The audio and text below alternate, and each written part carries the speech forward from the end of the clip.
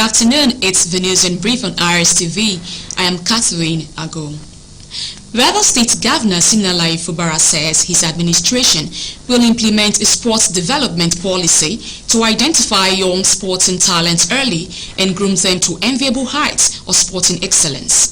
Governor Fubara gave the assurance when Rivers Queens handball team presented him with championship convertible trophy won in the women's category of the Professional National Division 1 League at Government House Sport Hackett.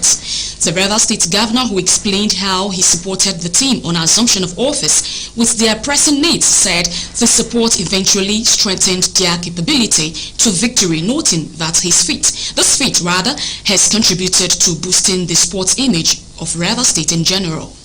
Governor Fubara made a donation of 50 million naira to the team as a further encouragement to enable them sustain efforts at winning more trophies for the state.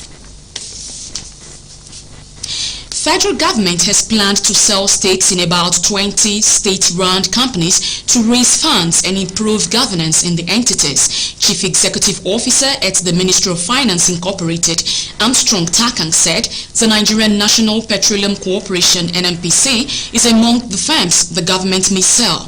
Takang stated that the agency is considering options including strategic sales and initial public offerings and aims to implement the plan within 18 months. According to him, some of the entities need the private sector to take controlling shares, and the major consideration for the government is to create value rather than retain control.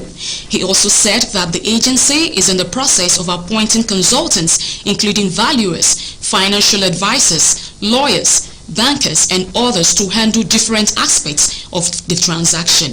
The federal government has since 2016 molded the idea of selling some national assets to boost its revenue. The federal government has insisted that no federal university is allowed to charge tuition fees in the country. The Permanent Secretary, Minister of Education, David Adejo, said this at a public hearing by the House of Representatives Ad Hoc Committee on Student Loan in Abuja. Adejo said the recent increase in charges by federal universities in the country was unfortunate, as that the charges collected by the institutions were used to pay for some of their services, including electricity bills.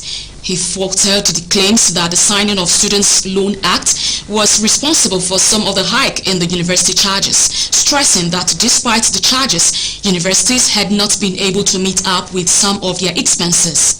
Adejo said President Bola Tinubu had given the directive that all necessary works must be completed on the modalities for the take-off of the scheme in September. Chairman of the committee, Tessa Ugbo, said the student loan was part of palliatives by the federal government to alleviate the sufferings of Nigerians and to ensure access to higher education by interested Nigerians.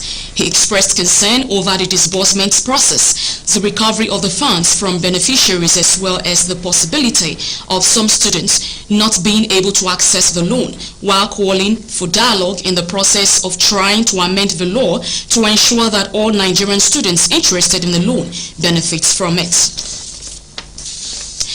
Police in Zimbabwe have arrested 40 members of an opposition coalition who were campaigning ahead of the election next week.